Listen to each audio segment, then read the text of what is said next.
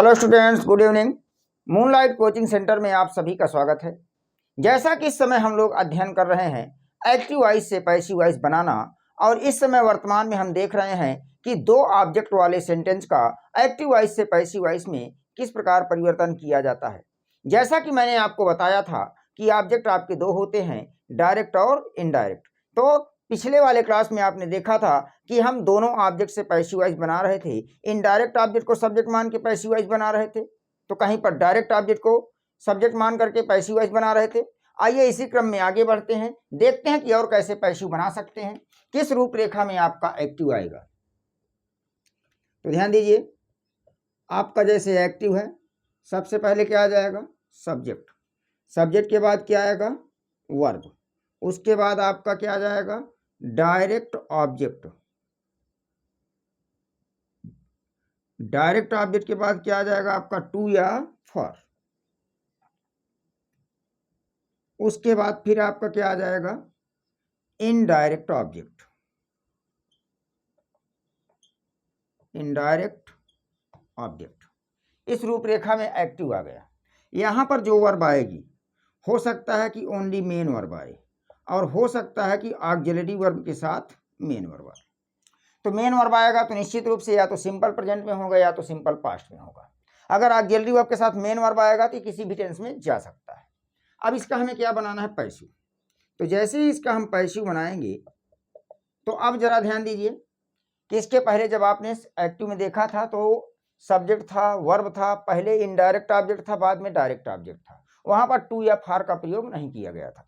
तो उस परिस्थिति में हमने जो एक्टिव से पैसिव बनाया था, तो हम इनडायरेक्ट से भी बना ले रहे थे और डायरेक्ट से भी बना ले रहे। लेकिन अब परिस्थिति थोड़ा सा बदल गई है। डायरेक्ट ऑब्जेक्ट आपका पहले आ गया है, इनडायरेक्ट ऑब्जेक्ट आपका बाद में चला गया है, बीच में कौन आ गया है? टू या फार। अगर इस परिस्थिति में आपका एक्टिव आता है, तो जब कभी हम पैसिव बनाएंगे तो हम दोनों ऑब्जेक्ट से कभी पैसिव नहीं बना सकते हैं, सिर्फ और सिर्फ एक ऑब्जेक्ट से पैसिव बनाएंगे, और वो एक ऑब्जेक्ट आपका कौन सा होगा? Direct object. तो चलिए, जैसे ही हम पैसिव बनाएंगे तो सबसे पहले हम डायरेक्ट ऑब्जेक्ट को सब्जेक्ट बना देंगे। उसके बाद एक्टिव वॉइस में ऑक्सिलरी वर्ब आ भी सकती है और नहीं भी आ सकती है, बट पैसिव वॉइस में ऑक्सिलरी वर्ब का होना आवश्यक है। ऑक्सिलरी वर्ब लगाएंगे, उसके बाद जो भी आपका मेन वर्ब है उसका थर्ड फॉर्म लगाएंगे। उसके बाद टू या फार आ रहा है तो टू या फार लगा देंगे। उसके बाद फिर आपका इनडायरेक्ट ऑब्जेक्ट आ रहा है तो इनडायरेक्ट ऑब्जेक्ट लिख दिया जाएगा, और इनडायरेक्ट ऑब्जेक्ट लिखने के बाद आप सबका जो सब्जेक्ट है उसको ऑब्जेक्ट बनाया जाएगा और उसके पहले बाई लगाया जाएगा। तो देखिए जरा, डायरेक्ट ऑब्जेक्ट को हमने क्या बना दिया? सब्जेक्ट। जो भी आपका वर्ब है ऑक्सिलरी वर्ब के साथ वर्ब की थर्ड फॉर्म रख दिया। टू या फार आया है, टू या फार रख दिया। इनडायरेक्ट ऑब्जेक्ट है, इनडायरेक्ट ऑब्जेक्ट रख दिया। उसके बाद सब्जेक्ट को हमने ऑब्जेक्ट बनाया, उसके पहले क्या लगा दिया? बाई। आइए एग्जाम्पल्स के माध्यम से समझते हैं। एक लेते हैं एक्टिव में एग्जाम्पल। तो चलिए देखते हैं। She wrote a letter to me. She wrote a letter to me, या एक्टिव आया, कहा कि इसका पैसिव बनाइए। तो जैसे ही हम पैसिव बनाएंगे, आपका सब्जेक्ट है, रोट वर्ब है, अ लेटर आपका डायरेक्ट ऑब्जेक्ट है, टू आ गया, उसके बाद मी आपका इनडायरेक्ट ऑब्जेक्ट है। तो डायरेक्ट ऑब्जेक्ट को सब्जेक्ट बनाएंगे तो आपका क्या बन जाएगा? A letter. रोट लगा है, सिंपल पास्ट में जा रहा है। सिंपल पास्ट के पैसिव वॉइस में ऑक्सिलरी वर्ब के रूप में यूज किया जाता है, वाज या वेयर। अब आपका सब्जेक्ट सिंगुलर है तो क्या लगा देंगे? वाज। रोट का पास्ट पार्टिसिपल क्या हो जाएगा? थर्ड फॉर्म क्या हो जाएगा? Written. A letter was written. फिर आगे क्या लिखेंगे? To me. और सी का ऑब्जेक्ट क्या होता है? हर। उसके पहले क्या लगाएंगे? बाई। By her. तो आपका पैसिव वॉइस क्या बन जाएगा? A letter was written to me by her. इस प्रकार से आप देख रहे हो कि एग्जाम्पल्स के माध्यम से हम बहुत ही आसानी से एक्टिव पैसिव समझ सकते हैं। यदि एक बार स्ट्रक्चर समझ में आ गया कि किस रूपरेखा में पैसिव वॉइस बनाना है, तो कभी कोई गलती नहीं होगी।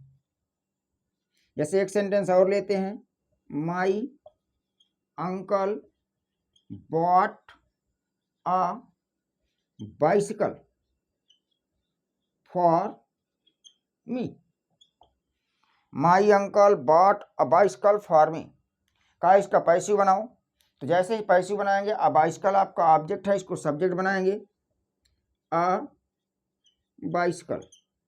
बाट आपका वर्ब की सेकेंड फॉर्म है, सिंपल पास्ट में जा रहा है। सिंपल पास्ट के पैसिव वॉइस में वाज या वर का प्रयोग करते हैं, साइकिल सिंगुलर है इसलिए वाज। बाट का थर्ड फॉर्म बाट होता है, अ बाइसिकल वाज बाट। फिर क्या आ जाएगा आपका, फॉर मी। उसके बाद माई अंकल सब्जेक्ट है तो उसको ऑब्जेक्ट बनाएंगे, उसके पहले बाई लगाएंगे, by my uncle. Passive voice क्या बन जाएगा, a bicycle was bought for me by my uncle. चलिए, तो यहाँ से देख रहे हैं आप कि यदि आपका डायरेक्ट ऑब्जेक्ट पहले आया हुआ है, इनडायरेक्ट ऑब्जेक्ट बाद में आया हुआ है, दोनों के बीच टू या फॉर आया हुआ है, तो ऐसी स्थिति में हम जब पैसिव वॉइस बनाते हैं तो वह पैसिव वॉइस सिर्फ और सिर्फ हम डायरेक्ट ऑब्जेक्ट को सब्जेक्ट मानकर बनाएंगे, इनडायरेक्ट ऑब्जेक्ट से कभी नहीं बनाएंगे। जैसे कह दिया जाए, mister Singh teaches English to us. का है इसका पैसिव बनाइए, तो इंग्लिश यहाँ पर आपका ऑब्जेक्ट है, इसको सब्जेक्ट बनाएंगे तो इंग्लिश बन जाएगा। टीचेज आपका लगा हुआ है, सिंपल प्रेजेंट में जा रहा है, सिंपल प्रेजेंट के पैसिव वॉइस में इज एम आर का प्रयोग करते हैं, तो इंग्लिश के अकॉर्डिंग क्या आ जाएगा, इज। टीचेज का थर्ड फॉर्म क्या होता है, taught. English is taught to us by mister Singh.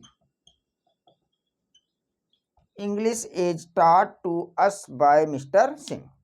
तो इस प्रकार से आपने देखा कि कैसे कैसे हम एक्टिव वॉइस से पैसिव वॉइस बना सकते हैं, क्योंकि कंपटीशन जो आपका होता है वो पता नहीं क्वेश्चन को किस प्रकार से घुमा करके पूछ ले, तो अगर सारे प्रक्रिया आपको पता है कि कैसे कैसे आता है, तो जैसे वहाँ विकल्प देखेंगे हम बड़ी आसानी से विकल्प, सही विकल्प को चुन लेंगे और हमारा आंसर करेक्ट हो जाएगा। यदि क्लास अच्छी लगी हो तो वीडियो को लाइक कीजिए, कमेंट कीजिए, शेयर कीजिए। मिलते हैं नेक्स्ट क्लास में। Thank you for watching the class.